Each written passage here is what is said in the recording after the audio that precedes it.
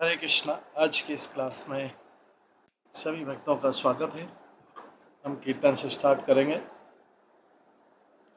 जय राधा माधव कुंज बिहारी, जय गोपी जन वल्लभ गिरिवरधारी,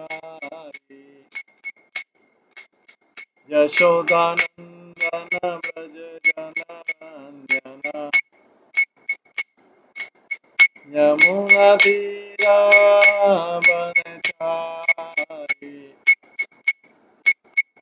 जय राधा माधव कुंज बिहारी। हरे कृष्णा कृष्णा कृष्णा हरे हरे, हरे राम राम राम हरे हरे, हरे कृष्णा कृष्णा कृष्णा हरे हरे, हरे राम राम राम हरे हरे, हरे कृष्णा कृष्णा कृष्णा हरे हरे, हरे राम राम राम हरे हरे, हरे कृष्णा कृष्णा कृष्णा हरे हरे, हरे राम राम राम हरे हरे, हरे कृष्णा कृष्णा कृष्णा हरे हरे, हरे राम राम राम हरे हरे, हरे कृष्णा कृष्णा कृष्णा हरे हरे, हरे राम राम राम हरे हरे,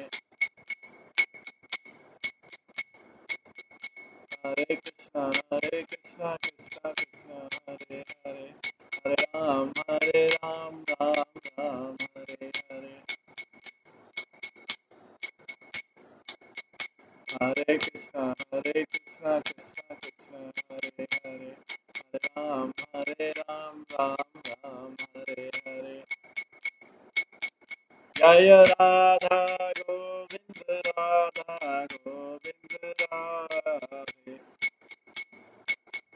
जय राधा माधव राधे,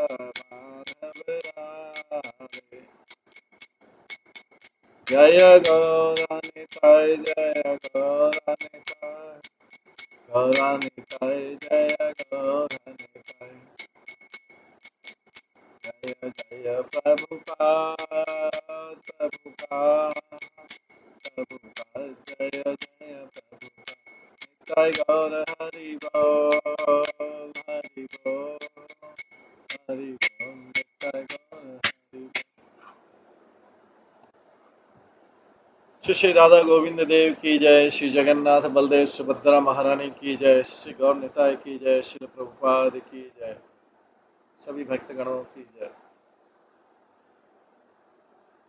कल हमने गोपाल चंपू के 12वें अध्याय से श्रवण किया था।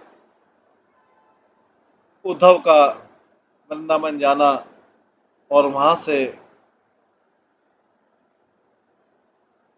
वापिस आना और वहां का सारा वृत्तांत सुनाना,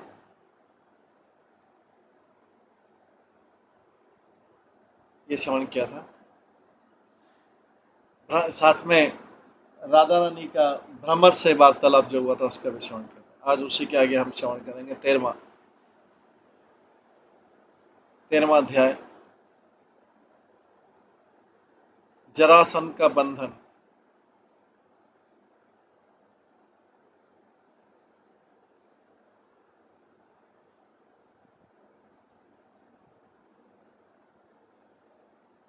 हे श्री कृष्ण, ये अगला अध्याय जरासंध का बंधन है।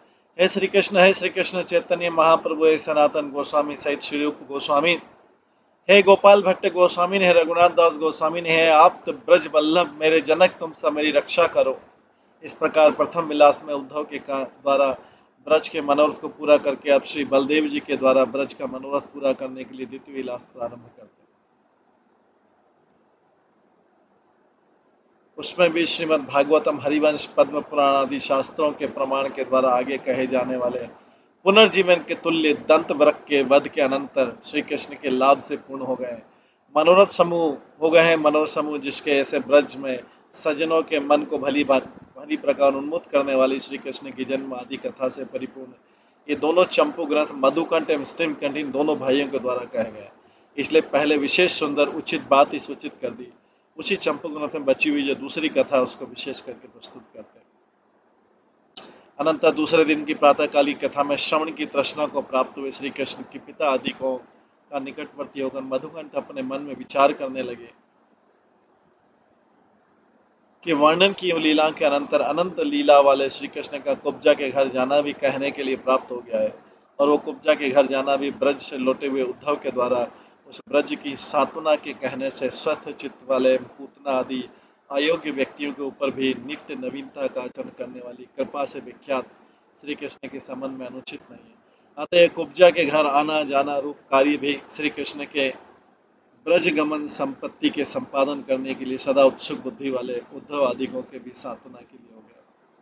देखो, श्री सुखदेव जी ने कुब्जा की प्रीति काम के आग्रह से युक्त होने के कारण घनी प्रशंसित नहीं की, और श्री ब्रजदेवियों की अधिकता की पात्र रूपी प्रीति की स्तुति तो सुखदेव आदि महानुभाव ने सर्वोपरि अधिक ही बढ़ा दी थी। अतः कुब्जा का जो अंगीकार करना है वह सभी के द्वारा जिनका महाभाव गाया गया, ऐसी उन गोपियों के अंगीकार के अभाव को विशेष दूर कर रहा है, अर्थात उनके अंगीकार को ही पुष्ट कर रहा है।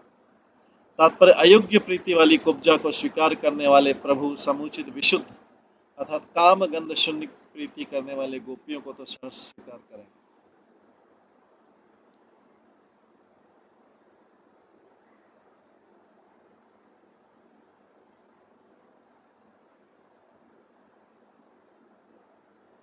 तो भी इस ब्रजराज की सभा में एवं रात्रि की सभा में कुब्जा के प्रसंग का कहना विस्तार करने योग्य नहीं है, क्योंकि दोनों सभाओं में ही लज्जा कारक है। अतः इतनी बात मन में विचार कर स्पष्ट बोला। पूर्वोक्त प्रकार से उद्धव ने श्री कृष्ण के संदेश के द्वारा श्रीमान ब्रजवासियों की रक्षा कर दी।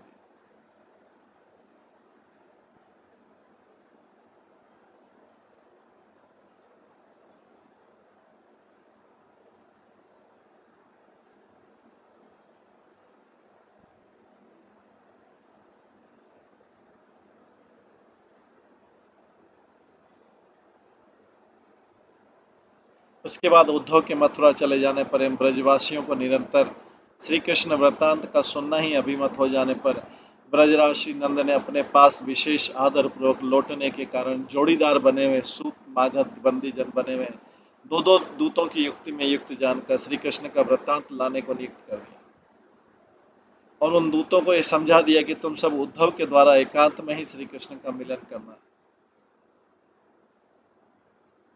और उद्धव से उनके वृत्तांत को जानकर ले आना, क्योंकि ये उद्धव अपने अंतःकरण में सर्वज्ञ है।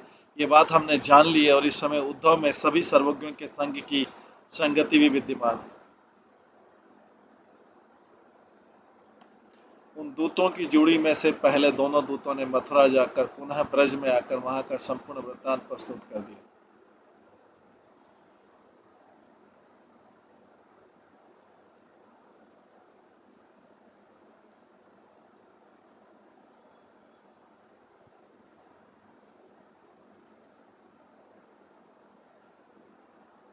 एवं मंगल स्थापन के अनंतर पांडवों के निकट अक्रूर का प्रस्थापन भी प्रस्तुत कर दिया। ये पत्र भी ब्रजराज के सम्मुख उपस्थित कर दिया।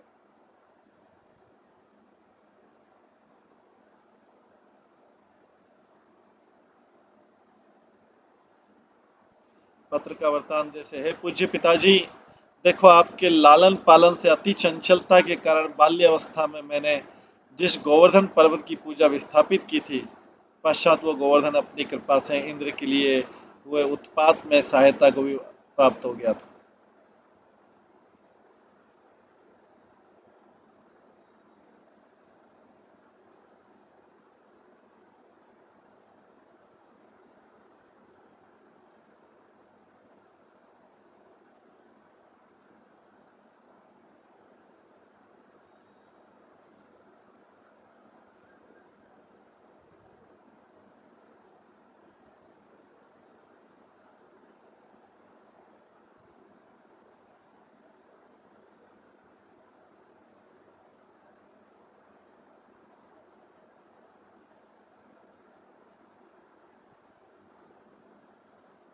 और ये श्रीमान अर्थात शोभायमान गोवर्धन हमारे सर्वसाधारण के सुख समूह को बढ़ाने वाला था। पिताजी, आपसे मेरा यही निवेदन है कि जब तक ब्रज में मेरा आगमन न हो सके तब तक प्रतिवर्ष स्वयं ही गोवर्धन की पूजा करते रहना।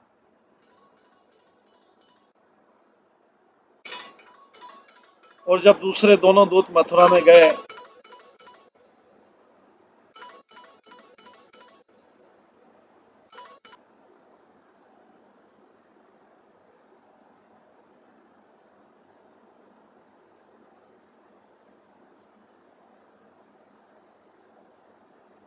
और जब दूसरे दोनों दूत मथुरा में गए तब उनके दोनों के जाति अनेक राजाओं की सेना को एकत्रित करने वाले जरासन ने मथुरापुरी छल प्रमुख आक्रमणों के द्वारा छिन्न भिन्न कर दी थी एवं चारों ओर से घेर ली थी, इसलिए झटपट लौट कर आना न हुआ।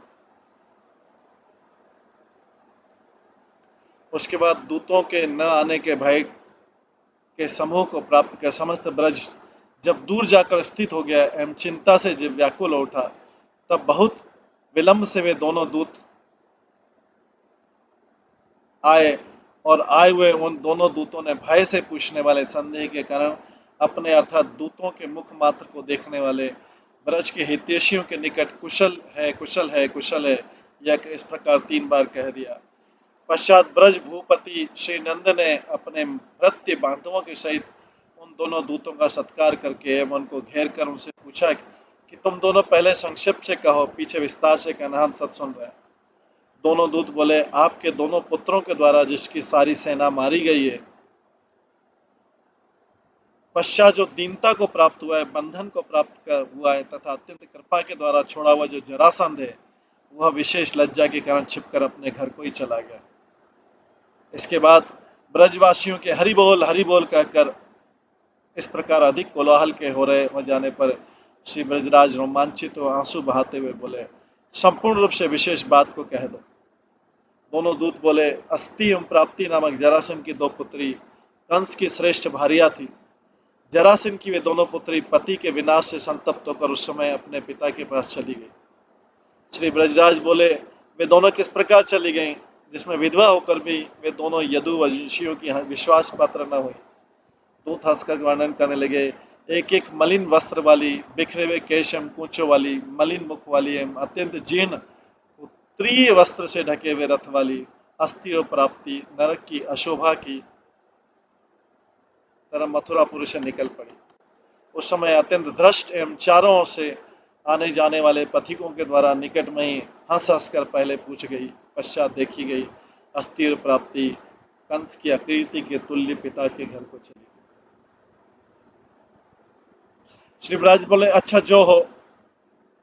वे दोनों जाली के अर्थात विधवाएं कालिका की तरह कुपित होकर पिताजी के पास जाकर क्या विलाप करने लगी। वे दोनों दूत बोले, उन दोनों बहनों ने अपने छत्रभंग को ही अर्थात विधवापन को ही प्रसंग से संगत कर दिया, वह भी श्री रामकृष्ण की असमंजसता को प्रकाशित करके। श्री ब्रजराज बोले, किस प्रकार। दोनों दूत बोले, उन दोनों बहनों ने इस प्रकार कहा कि देखो पिताजी, कौतुक का निर्माण करने वाले तुम्हारे जमाई कंस ने कृष्ण बलदेव को बुलवा लिया। दोनों बहनों ने अपने पिता कंस से बोला, क्योंकि वो विधवा हो गई थी, कंस मारा गया, तो कौतुक का निर्माण करके तुम्हारे जमाई कंस ने कृष्ण बलदेव को बुलवा दिया। उन दोनों भ्राताओं ने मथुरा में आते ही पहले धोबी को मारना किया, फिर युद्ध के धनुष का तोड़ना किया, फिर राजद्वार के पास क्रीड़ा करते हुए कुवलिया पीड़ नामक हाथी का मारना विस्तारित किया। तथापि सभी मल्लों के प्रतिमल्ल होने के नाते अपने मल्लों की श्रेणी के साथ कृष्ण बलदेव की मल्ल लीला के कौतुक को देखता वो हमारा पति भोजराज कृष्ण बहुत देर तक शोभा पाता रहा। उन दोनों भ्राताओं ने उस रंग भूमि में विधान न होने पर भी चारण आदि मल्लों का वध कर दिया। इस बात को भी रहने दीजिए, देखो असावधान राजा को भी मार दिया। हाय हाय, इस जले हुए मुख से और कौन सी बात करें। देखो मरने के बाद भी केश आकर्षण पूर्वक राजा का रंग भूमि में घसीटना भी हो गया। श्री ब्रजराज बोले, उसके बाद। दोनों दूत बोले, अस्थि प्राप्ति के पिता जरासन ने पुनः क्रोध से पृथ्वी को यदुवंशियों के संग से रहित करके यमराज का सब उद्योग करके अपनी विजय की रक्षा पर विचार करने वाली 23 की संख्या से चारों ओर से सुरक्षित अक्षौहिणी सेना के द्वारा माधुरी में श्रेष्ठ मथुरा को चारों ओर से घेर लिया। और अधिक कहने से क्या, देखो जिस मथुरा में भीष्म एवं पांडवों के बिना हिमालय विंध्याचल की संधि के भीतर विराजमान और अन्य देशों के राज समूहों को तथा क्षत्रिय समूहों को जरासंध ने अपने लोहाभिहार कर्म के निमित्त अर्थात लड़ाई के लिए तैयार शस्त्रधारियों या राजाओं की आरती या आरती के बाद वाले कृत्य विशेष या युद्ध के पहले की जाने वाली हथियारों की पूजा रूप कार्य में एकत्रित कर दिया। श्री ब्रजराज भयपूर्वक बोले उसके बाद, दोनों दूत बोले उसके बाद सभी यादवों ने भयभीत होकर दावानल से व्याकुल जनों की तरह व्यग्र होकर आपके कुल की तपस्या के फलस्वरूप चंद्र स्वरूप श्री कृष्ण चंद्र को ही अग्रसर कर।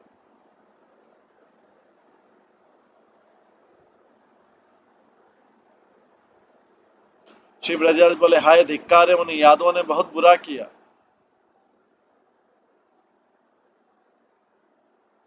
दूत बोले अच्छा आगे होने वाले वृतांत को सुनाइए। उसके बाद उतनी भारी पराई सेना को भी तृण के समान मानते हुए आपके वंशधर श्री कृष्ण अपने मन में कहने लगे कि बड़े हर्ष की बात है, मैंने चाहा था वही देव से अनुमोदित हो गया, क्योंकि बचे हुए सभी दुष्ट मेरे द्वारा दंडित करने को इच्छित है और ये सब राक्षस कहाँ कहाँ ढूंढे जाएं, इसलिए एकत्रित होकर तमोगुण के समूह रूप इन राक्षसों को मैं हरि अर्थात सूर्य रूप होकर नष्ट कर डालूंगा, किंतु जरासंध को छोड़।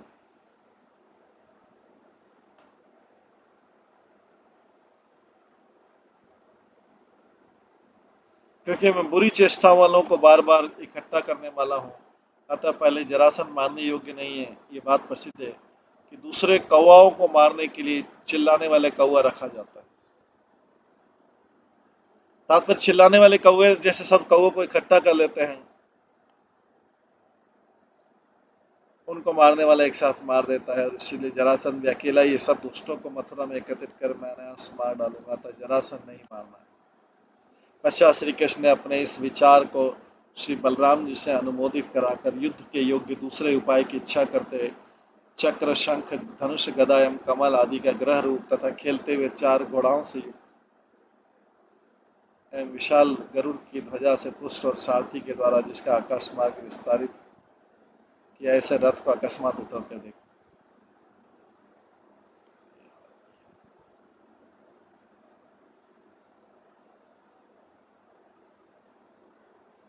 और इस बलराल ने हल मूसल के सहित ताल तोड़ की ध्वजा से युक्त होने के कारण श्री कृष्ण के रथ से विलक्षण लक्षणों वाले दूसरे रथ को देखा। सभी श्वेतो आश्चर्यपूर्वक बोले उसके बाद श्री ब्रजराज तो ये बोले हैं कि श्री कृष्ण के बालकपन से यह व्यवहार देखा जाता है कि श्री नारायण भगवान ही उसकी सहायता करते रहते हैं। अगला वृत्तांत को कहो। वे दोनों दूत बोले उसके बाद युद्ध प्रारंभ होगा, और ये जानकर युद्ध करने वालों के भाव की कामना करके कवच से अंग को ढककर समान अवस्था वाले कुछ साथियों के साथ दोनों भाई शत्रु के सम्मुख जाने वाले के भाव से उदय पर्वत के प्रांत से सूर्य चंद्रमा की तरह आश्चर्य करते हुए मथुरा के किले से निकल पड़े। उस समय शंख बजाते हुए दोनों भाई वर्षा एवं वर्षांत अर्थात शरद ऋतु के मेघों की तरह क्रमशः श्याम एवं गौर दिखाई दिए। उनके शंखों का शब्द तो मित्रों के लिए मेघ की गर्जना की तरह एवं शत्रुओं को ब्रज की ध्वनि की तरह प्रतीत होता था, और एक दूसरा आश्चर्य भी करना गोचर कीजिए। वे कृष्ण बलदेव अत्यंत कोमल बालक है एवं वे जरासंध आदि शत्रुगण स्पष्ट विकराल कांति वाले थे। ये बात सत्य है, किंतु इस युद्ध में डरे हुए एवं डराने वाले के भाव की रीति की प्राप्ति तो विपरीतता को प्राप्ति, अर्थात कृष्ण बलदेव अति कोमल बालक होने पर भी बेरियों के लिए भयानक प्रतीत होते थे एवं शत्रुगण भयानक होकर भी भयभीत दिखाई देते थे। उसके बाद श्री कृष्ण को देखकर उस जरासंध ने जो भय धारण किया था वो कपट से अपने गर्व के लिए अनादर के रूप में प्रकाशित कर दिया।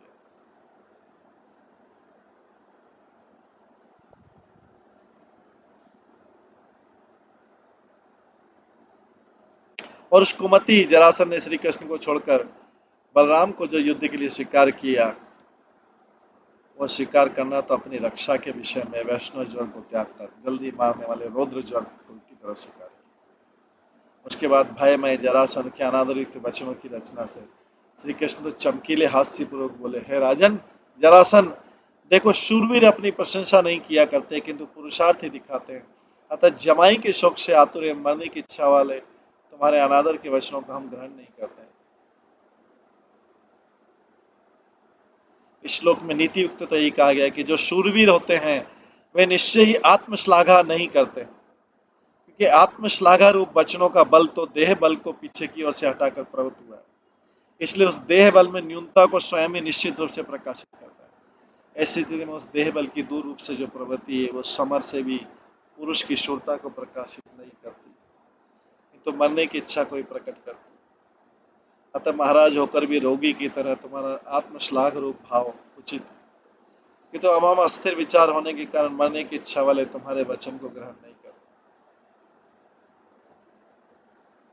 श्री ब्रजराज बोले उसके बाद क्या हुआ? दूत बोले उसके बाद आपके कुल नंदन श्री कृष्ण ने जरासन की जैसी निंदा की।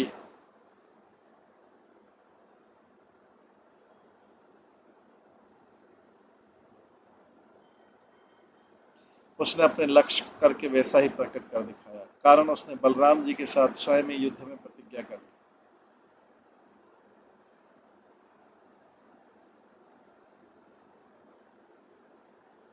और तेवी दक्षिणी सेना की प्रेरणा से चारों ओर से उन दोनों भाइयों का भी घेरा लगा दिया।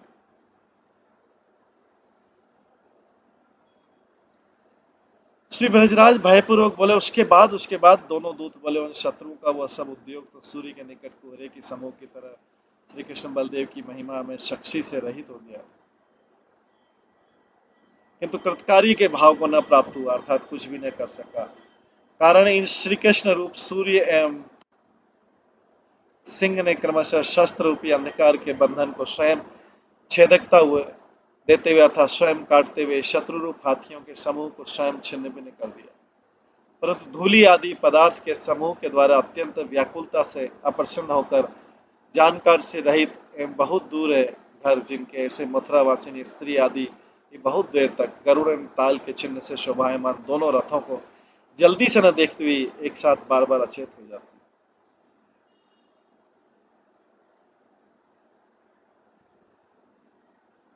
पुनः श्री कृष्ण ने अपने सैनिकों के निकट शत्रु की सेना रूप मेघों के शस्त्र रूप धारा संपात को बारंबार होते देखकर युद्ध रूप रंगभूमि में स्थित होकर अपने श्रांग धनुष के खींचने से उत्पन्न हुए केंकार रूप झंझा बातों के द्वारा अर्थात वर्षा के सहित होने वाली पवनों के द्वारा दूर फेंक दिया। उस समय दोनों पक्ष की सेनाओं के अर्थात सैनिकों के अंग कवच से ढके हुए थे, किंतु कवचों से ढकना व्यर्थ हो गया था।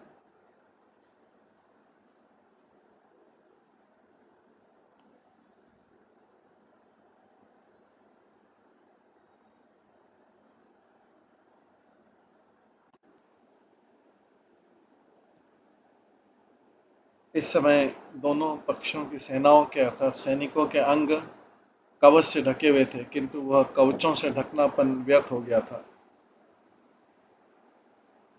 तो भी दोनों सेनाओं का अलग अलग निमित्त का भाव था। जैसे श्री कृष्ण के शत्रुओं में बाणों के द्वारा छेदने का निवारण नहीं हुआ था एवं श्री कृष्ण के सैनिकों में बाणों के द्वारा दूर से ही बाणों का निवारण हो जाता है। तात्पर्य जरासंध के सैनिकों का कवच धारण करना तो कृष्ण पक्षी सैनिकों के द्वारा कट जाने से व्यर्थ था एवं श्री कृष्ण के सैनिकों का कवच धारण करना अपने बाणों से दूर से ही शत्रुओं के बाण काट देने का कारण व्यर्थ था।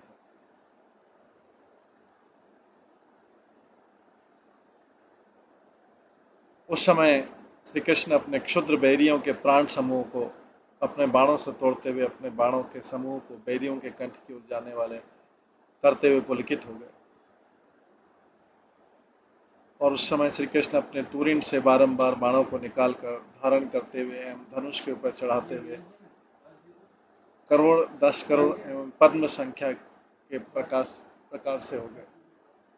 इस प्रकार तर्किक किए जाते थे और उस युद्ध को पाकर वे सभी शत्रु भी छिन्न भिन्न होने से अनेक अंगों वाले होकर श्री कृष्ण के परिमाण को प्राप्त हो गए थे, अर्थात श्री कृष्ण के बाणों से कटे हुए शत्रु भी शरीर के अनेक टुकड़े हो जाने से श्री कृष्ण की तरह करोड़ 10 करोड़ पद्म की संख्या वाले हो गए थे।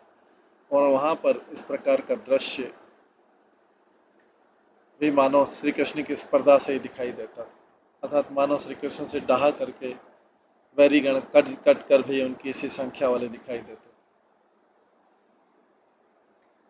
जिस युद्ध में श्री कृष्ण ही मेघ, उनका धनुष ही इंद्रधनुष एवं उनके बाण समूह ही महाबिजली हो गए थे, उस युद्ध में आश्चर्य नहीं कि जो बैरियों के रुधिर के प्रभाव ही नदियों के समूह एवं मनुष्य, घोड़ा, हाथी ही मछलियों के अनेक प्रकार के शरीर हो गए। शत्रु की सेना, ये सब जरासंध और कृष्ण के बीच जो युद्ध चल रहा है उसमें शत्रु की सेना ने पहले पहल बलराम जी के हाथ में हल मुसल को देखकर, यह तो कोई ग्रामीण है, जन है, शूरवीर नहीं है, इस प्रकार कहकर महान हंसी से युक्त अपने मुख को जिस प्रकार फैलाया था,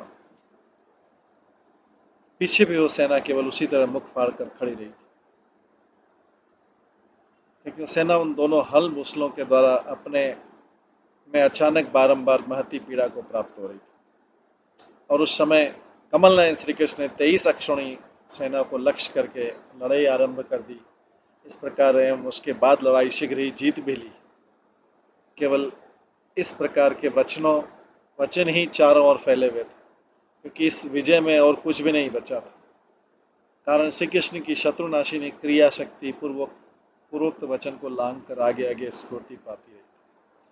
उस समय जो व्यक्ति श्री कृष्ण के बाणों से मारे गए थे अथवा जो अपने मुसल से मारे गए थे, बलराम जी ने उन सबको हल से खींचकर रुधि की नदी में बहा दिया। उसके बाद हो गया है कि बहुत से क्रूर वीरों का विनाश, जिसमें ऐसे उस वीरांश से अर्थात अत्यंत भयप्रद युद्ध भूमि से उन वीरों के बहा देने पर महारथी होकर भी विरत हुए एवं उपद्रव करने वाला होकर भी भागने का अनुसंधान करते हुए तथा प्राण मात्र बची हुई सेना को लेकर शीघ्र ही जाते हुए जरासंध को बलराम जी ने उसी प्रकार पकड़ लिया जिस प्रकार सिंह कुत्ते को पकड़ लेता है, और पकड़ते उसको वध स्थान पर ले गए तथा लाकर भी उसके बल को नष्ट करने के लिए उसको वरुण पास से बांध दिया।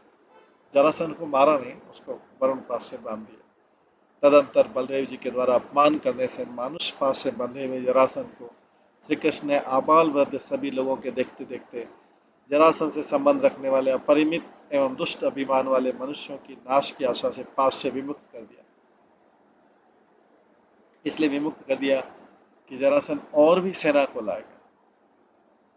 पश्चात पाश रहित होकर भी पाश युक्त व्यक्ति की भांति संकुचित ग्रीवा आदि अंगों वाला होकर युद्ध स्थल से चलता हुआ, तपस्या के लिए चेष्टा करता हुआ, मलिन देह वाला होकर किसी निर्जन मार्ग में जाता हुआ, अस्त्र रहित एवं विरत हुआ वृद्धरथ का बेटा वह जरासंध अपनी सेना में तृण होने वाले किसी व्यक्ति के द्वारा परिचित मूर्ति वाला होकर, अर्थात अपने घस सुधा के द्वारा पहचान लेने पर और उसी घस सुधा के द्वारा प्रणाम पूर्वक स्नेह की पूर्ति कर देने पर लज्जित हो गया। उसके बाद उस तृण होने वाले की परंपरा से सुनकर उस जरासंध के अधीन सभी दयालु राजाओं ने जहाँ कहीं चले जाने से समागम किया हुआ वो जरासंध तपस्या के प्रति जाने से रोक दिया गया।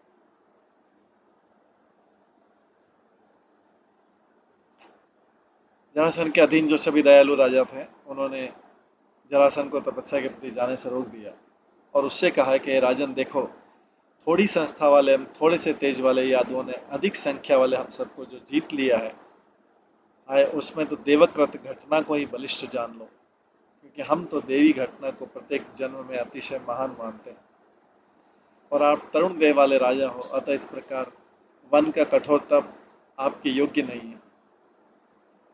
किंतु समस्त जनता का पालन रूप तो जो तप है वह भी दुख से उत्पन्न होता है, अतः वन के तप को तो और सब तौर से धिक्कार। श्री ब्रजराज बोले, इस बात को रहने दो, कृष्ण बलदेव की निजी बात तो कह दो। दोनों दूत बोले, अपनी सेना से युक्त ये श्री कृष्ण बलदेव क्षुद्र शत्रु रूप घने वन में प्रविष्ट हो गए थे, तो भी इन दोनों के शरीर में कहीं भी किंचित लव मात्र की भी चोट नहीं आई। इस प्रकार विजय की वृद्धि प्राप्त होने पर कुछ लज्जा के विनाश से एवं कुछ हर्ष से भी सम्मिलित होकर सभी यादव का महोत्सव सा मनाते हुए स्वेच्छापूर्वक श्री कृष्ण बलदेव को घर ही लिवा।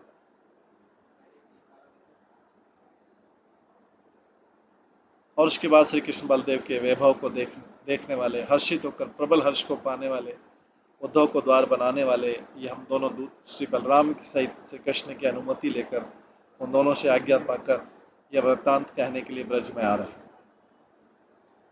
इस प्रकार जरासंध को वापस लौटा। अतः इन दोनों दूतों की वाणी का अनुकरण करके मधुकंठ बोला, इस प्रकार बारंबार आग्रह करने वाले जरासंध के साथ युद्ध हुआ। ये बात आप सबने दूतों के द्वारा जान ही ली।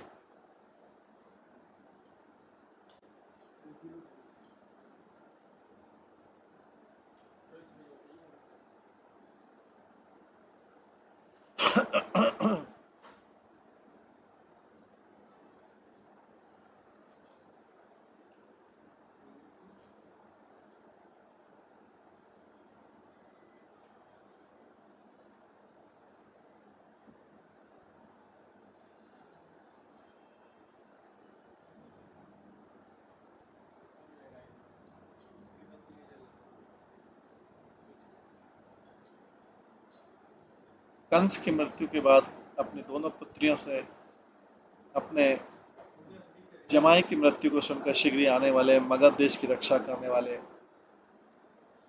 जरासंध की सेना को देखकर श्री बलदेव जी से विचार कर श्री कृष्ण यह बोले, भैया यह तो मंगल हुआ कि वो जरासंध उद्योग करके स्पष्ट रूप से स्वयं ही आ गया है और उसके बाद शस्त्र आदि भी स्वर्ग से आ गया।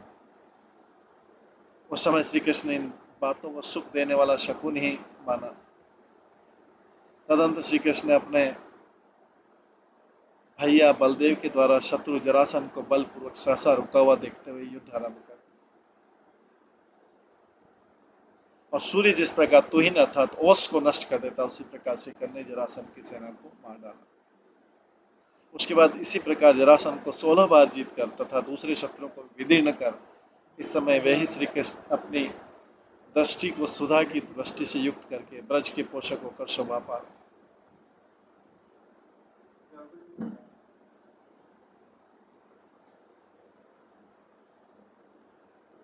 अनंतर रात्रि में श्री राधा माधव की सभा में कथा यदा मधुकंठ बोला कि श्री कृष्ण की दायिता रूप वजांगना है तो शत्रुओं के साथ श्री कृष्ण का बारंबार युद्ध सुनकर अपने सारे दुख को भूल गई, असह्य हृदय के कंप को भी प्राप्त हो गए अर्थात उनकी बुक फटने लगी। है श्रीमती राधिके, देखो उस समय तो साधुओं के शत्रुओं को जीत कर शीघ्र ही ब्रज में लौटकर निश्चिंत होकर तुम्हारे नए नए संग रूप रंग के संसर्ग से ही श्री कृष्ण क्रीड़ा कर, अतः इस प्रकार पहले पहले की भांति अपूर्व सुख उत्पन्न करते हुए सभी से युक्त होकर दोनों सज्जन सूतपुत्र अपने निवास स्थान में पहुंच गए। श्री राधा माधव भी आपस में अभेद भाव से बारंबार आश्रित लीला को करते हुए काम ग्रह में प्रविष्ट होकर स्वेच्छापूर्वक अपने मनोरथ को प्राप्त हो। श्री वनमाली शास्त्री विचार विरचित श्री कृष्ण नंदिनी नामनी भाष टीका सहित श्रीमद उत्तर गोपाल चंपू वाक्य जरासंध बंधन नामक त्रयोदश पूर्ण संपूर्ण। इस प्रकार से ये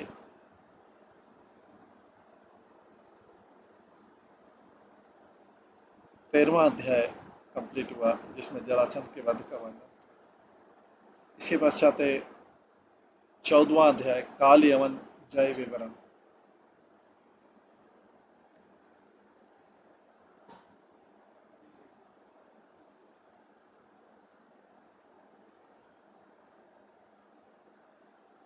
इस 14वें पुराण में श्री कृष्ण के द्वारा काल यवन का विनाश एवं छल पूर्वक जरासंध का पराजय वर्णित हो, क्योंकि जरासंध तो भी कई बार पराजित हो। दूसरे दिन श्रीमान श्री ब्रज युवराज श्री कृष्ण के दर्शन अमृत रूप वृष्टि से उत्पन्न हर्ष समूह से शोभायमान ब्रजवासियों के निकट स्निग्ध कंठ बोला। अनंतर अपने बड़े भाई एवं छोटे भाइयों के समूह के साथ श्री ब्रजराज ने महामहोत्सव पूर्वक दान करके कंस शत्रु श्री कृष्ण के सभी शत्रुओं के विनाश पर्यंत अक्षय सस्तयन यज्ञ आरंभ कर दिया, जिस यज्ञ में केवल श्री कृष्ण का शुभ चिंतन ही प्रबल था। श्री कृष्ण के दर्शनों का अनुसंधान तो उस शुभ चिंतन की अनुगति कारण श्री कृष्ण बलदेव का सर्वसाधारण के अगम्य द्वारका रूप किले में निवास करना एवं यादव वर्ग के भीतर निवास करना भी इन ब्रजवासियों का अभिमत। ऐसी स्थिति में पहले की तरह दूतों के जाने आने के बीच में श्री कृष्ण बलदेव के वृत्तांत में विशेष उत्कंठित होकर गोपगण जब अपना समय बिता रहे थे,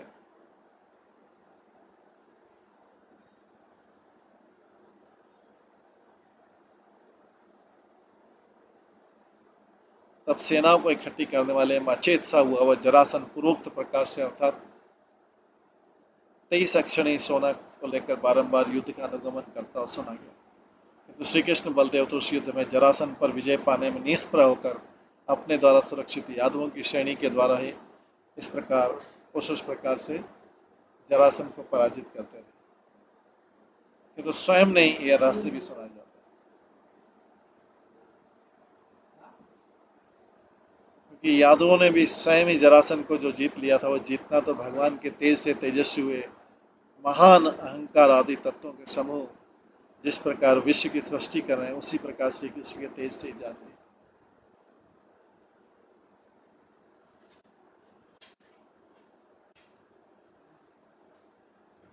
और चारों ओर विस्तृत अग्रिम पद भी सुना जाता है जरासन की बहुत सी सेनाओं की घटा का मारना श्री कृष्ण के संबंध में कोई आश्चर्यजनक नहीं प्रतीत होता है, किंतु मगध की रक्षा करने वाले जरासन का बारंबार उतने भारी कटक दल के बटोरने का जो व्यसन है, वही यहाँ पर स्पष्ट रूप से आश्चर्यजनक है।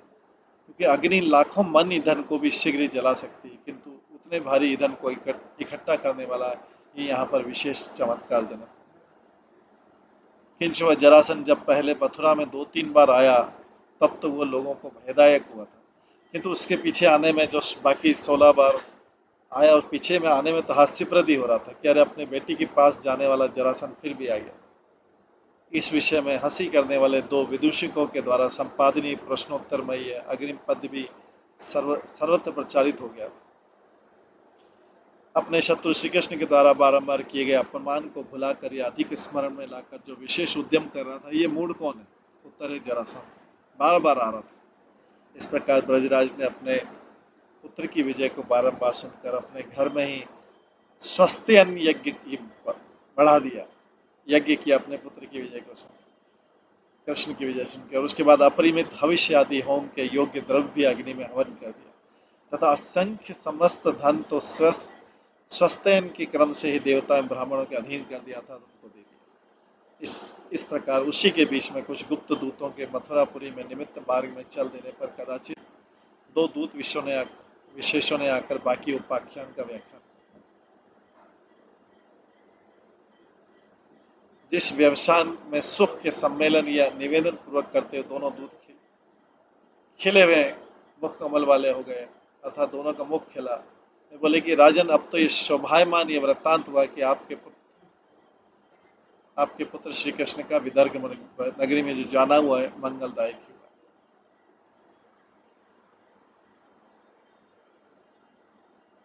वे जरासन ब्रजराज बोले, हाय हमारे लाला का इतनी दूर जाना किस प्रकार हो गया? दोनों दूत बोले, उस नगरी में जरासन आदिकों के जाने का अनुसंधान। श्री ब्रजराज बोले, वे जरासन आदि वहां पर क्या करने के लिए सनिधि को प्राप्त हुए, जिससे कि उस स्थान पर भी हमारे लाला ने स्पष्ट ही अस्वस्थ चित्त होकर सहसा वेग पूर्वक प्रस्थान।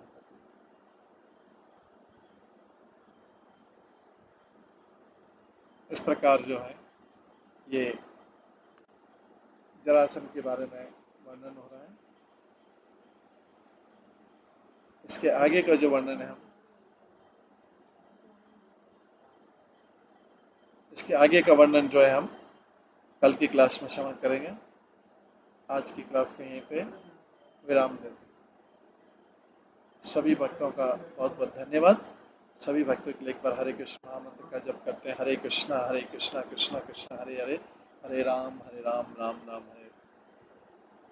श्री गोपाल चंद्र ग्रंथ की जय, श्री जीव गोस्वामी की जय, श्री प्रभुपाद की जय। सभी भक्तगणों